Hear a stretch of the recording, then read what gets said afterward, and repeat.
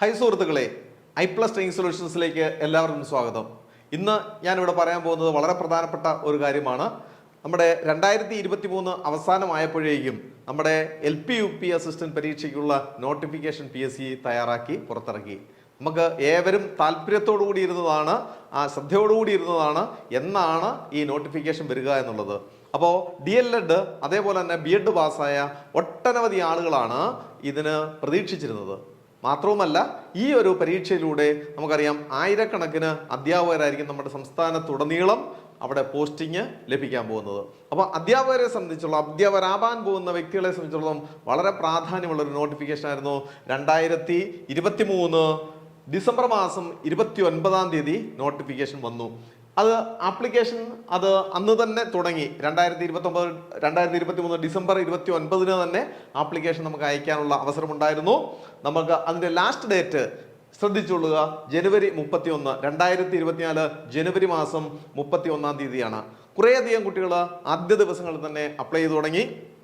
അതേപോലെ തന്നെ കുറേയധികം കുട്ടികൾ ഇനിയും അപ്ലൈ ചെയ്യുവാനായിട്ടുള്ളതും അതേപോലെ തന്നെ ഐപ്ലസ് ട്രെയിനിങ് സൊല്യൂഷൻസിൽ രജിസ്റ്റർ ചെയ്ത് പഠനം ആരംഭിച്ച കുട്ടികൾക്കൊക്കെ ചില സംശയങ്ങളുണ്ട്. ഏത് ജില്ലയിൽ വെക്കുന്നതായിരിക്കും കുറച്ചുകൂടി നല്ലത്? അതുമായി ബന്ധപ്പെട്ട ചില കാര്യങ്ങളാണ് പറയുന്നത്. നമ്മുടെ ഐപ്ലസ് ട്രെയിനിങ് സൊല്യൂഷൻസ് എന്നറിയപ്പെടുന്ന ഈ ഒരു എഡ്യൂക്കേഷൻ പ്ലാറ്റ്ഫോം LP-UP അസിസ്റ്റന്റ് പരീക്ഷയ്ക്ക് വേണ്ടിയുള്ള പഠന ക്ലാസ്സുകൾ മുൻകൂട്ടി തന്നെ തുടങ്ങിക്കഴിഞ്ഞു. ഇനിയും ഏതെങ്കിലും കുട്ടികൾക്ക് ഇനിയും അഡ്മിഷൻ നേടേണ്ടതായിട്ടുണ്ടെങ്കിൽ അവിടെ അഡ്മിഷൻ നേടാവുന്നതാണ്. ഒട്ടും താമസിച്ചിട്ടില്ല എന്ന് ഓർത്തിരിക്കുക. കാരണം ഇനിയും നമുക്ക് കുറേ സമയങ്ങൾ ഉണ്ട്, പരീക്ഷ വരെയുള്ള സമയങ്ങളുണ്ട്. അതുവരെ നമുക്ക് ഓൺലൈൻ മോഡിലൂടെ ഐപ്ലസ് ട്രെയിനിങ് സൊല്യൂഷൻസിനോടൊപ്പം ചേർന്ന് പഠിക്കുവാൻ ശ്രമിച്ച് നമ്മുടെ ഈ LP-UP അസിസ്റ്റന്റ് പരീക്ഷയിൽ വിജയിച്ചുകൊണ്ട് നമ്മുടെ ഒരു ഭാവി ശോഭനമാക്കുവാനായിട്ടുള്ള ഒരു കാര്യം ചെയ്യുവാനായിട്ട് നിങ്ങൾ തീർച്ചയായിട്ടും ഇത് ഓപ്റ്റ് ചെയ്യുക, ഐപ്ലസ് ട്രെയിനിങ് സൊല്യൂഷൻസ് ഓപ്റ്റ് ചെയ്യുക.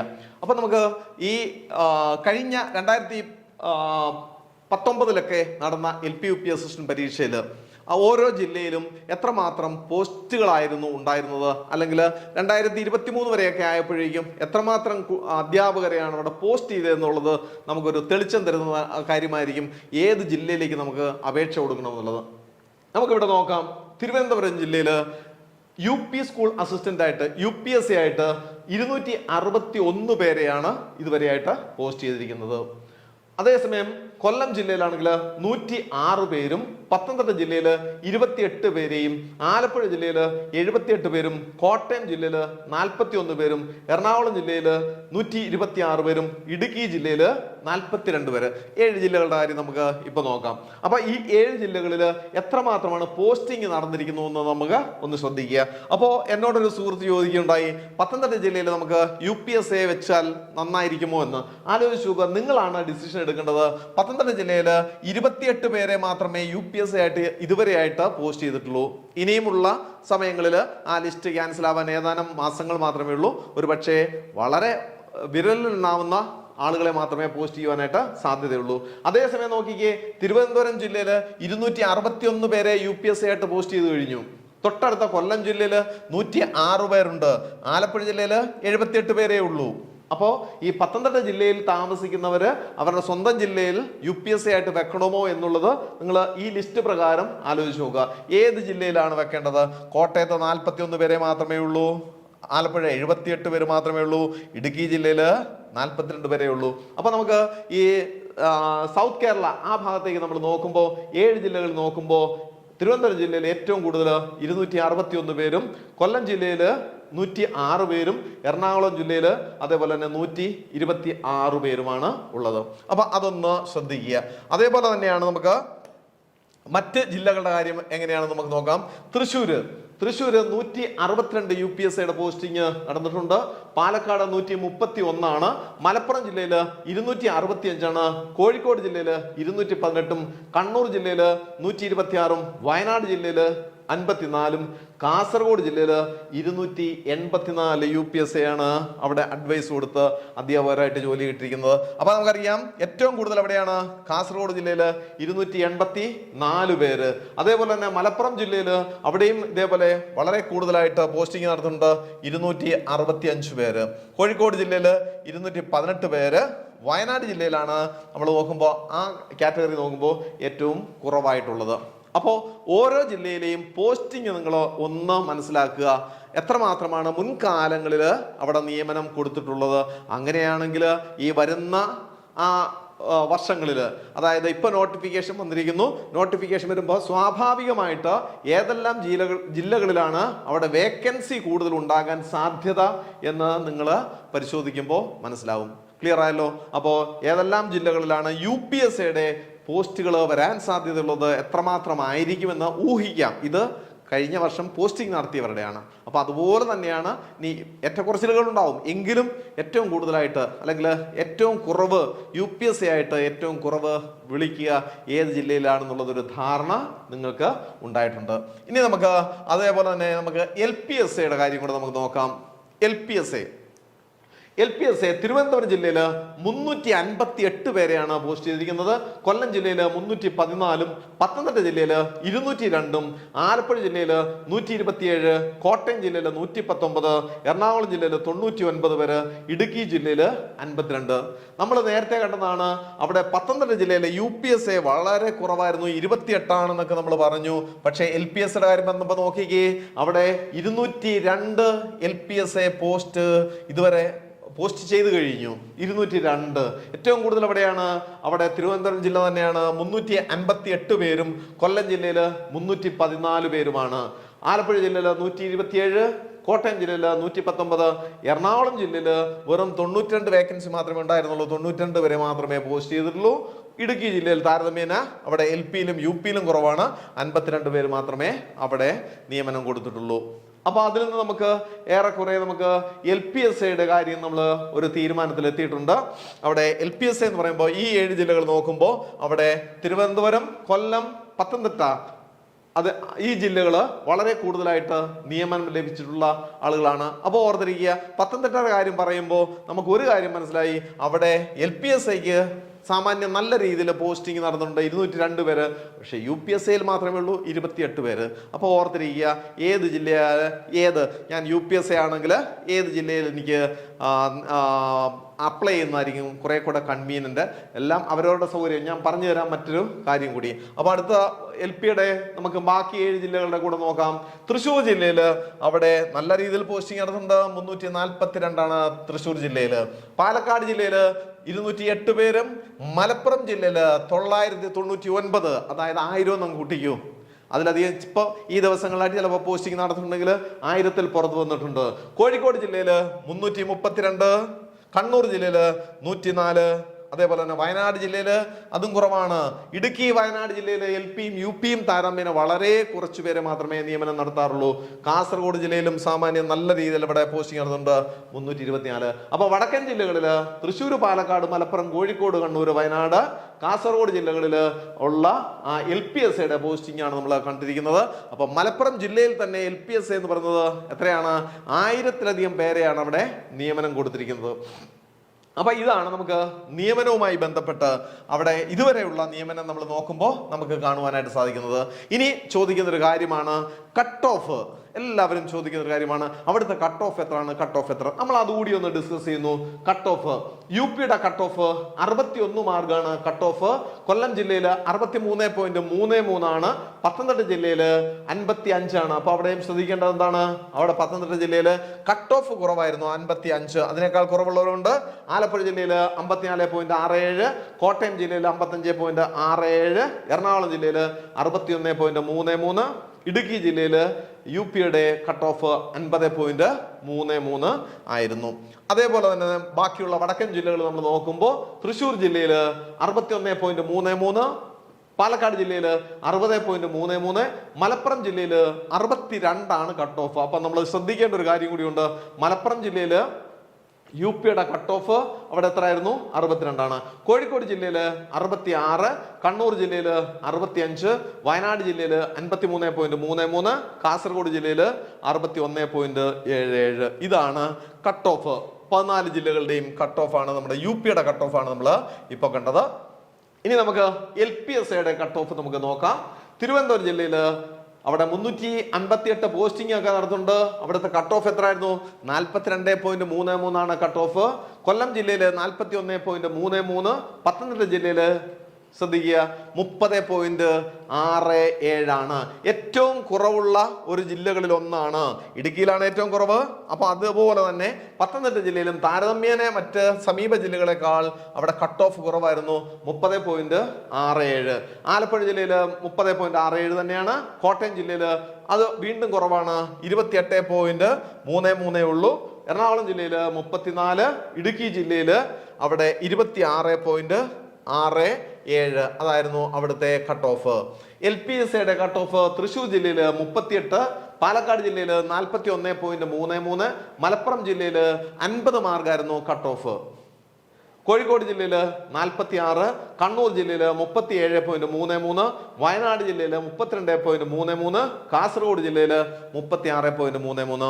നമ്മളിവിടെ കട്ട് ഓഫ് എന്തിനാണ് ഇവിടെ കൊടുത്തിരിക്കുന്നത് ചോദിച്ചു കഴിഞ്ഞാൽ ചെറിയൊരു ധാരണ ഉണ്ടാക്കാൻ വേണ്ടി മാത്രമാണെന്നുള്ളതേ ഉള്ളൂ.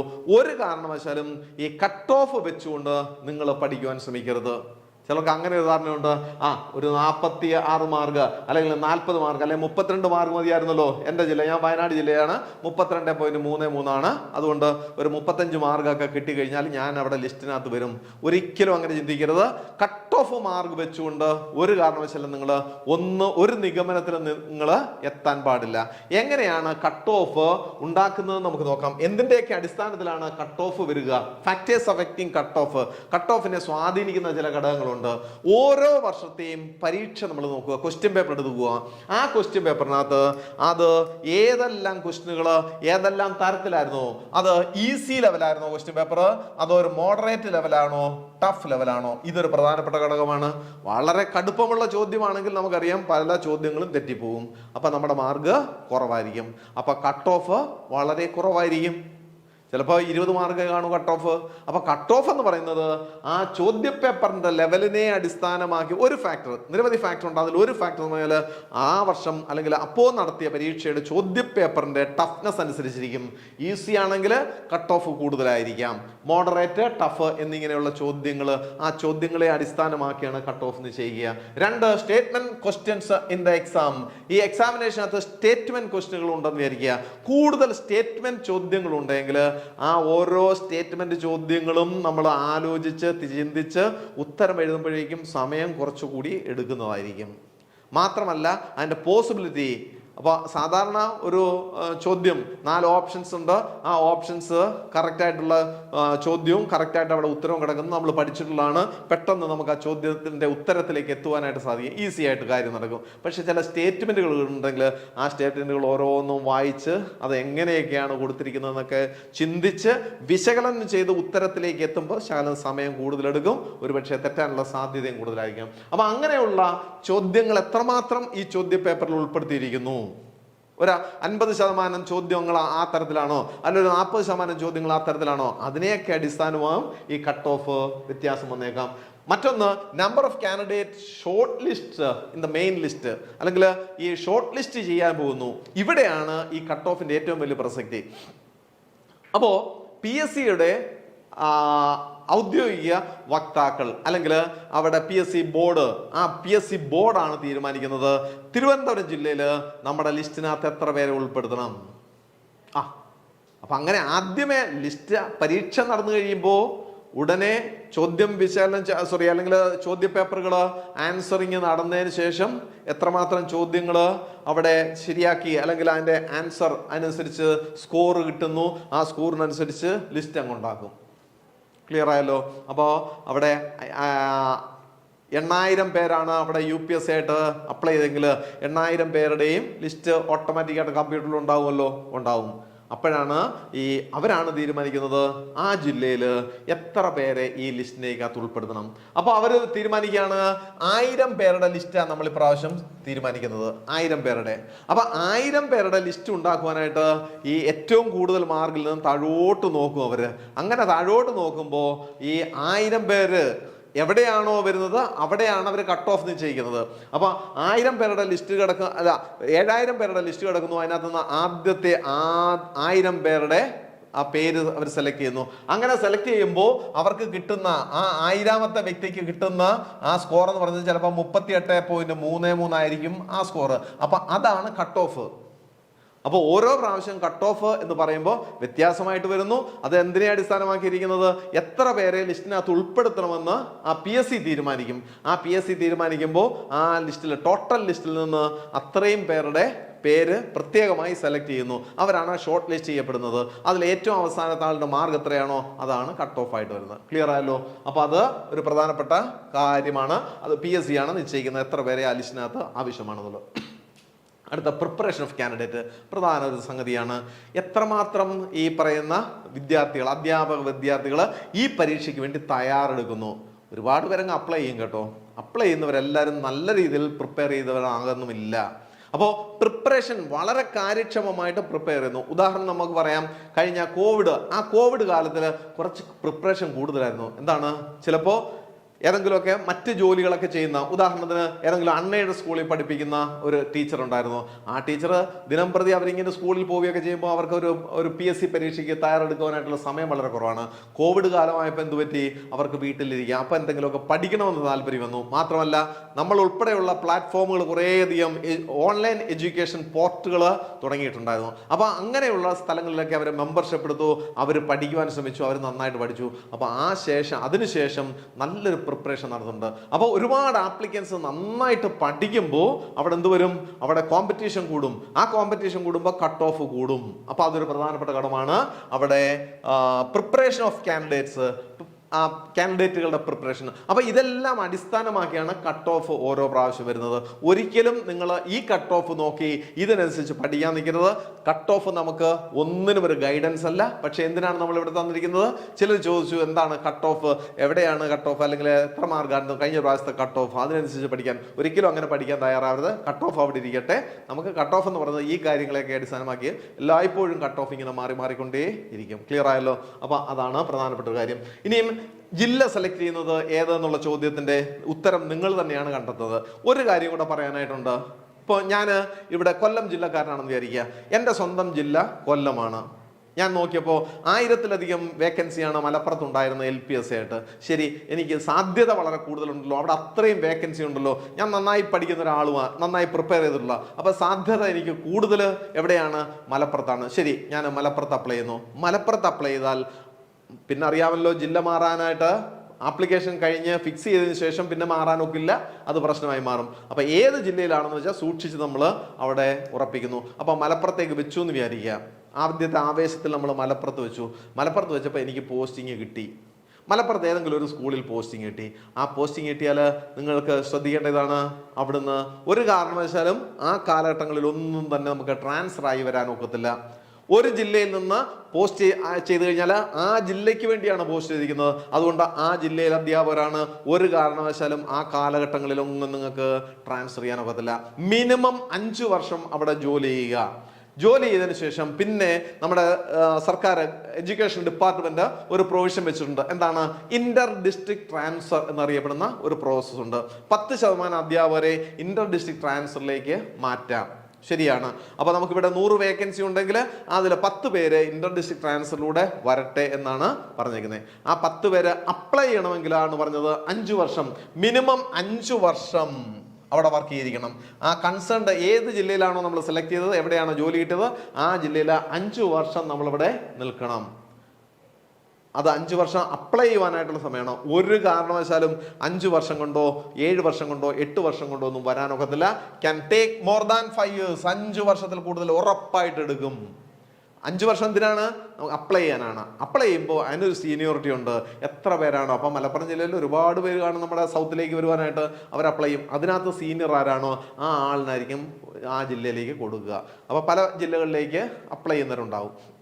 അത് ഓർത്തിരിക്കുക. മിനിമം 5 വർഷം, സാധാരണ 8, 10, 12, 14 വർഷം. അപ്പോൾ തനിക്ക് അവിടെ പോയി ജോലി ചെയ്യുവാനും അവിടെ സ്ഥിരമായി നിൽക്കുവാനും താല്പര്യമൊക്കെ ഉണ്ടെങ്കിൽ മാത്രമേ ചെയ്യാവൂ.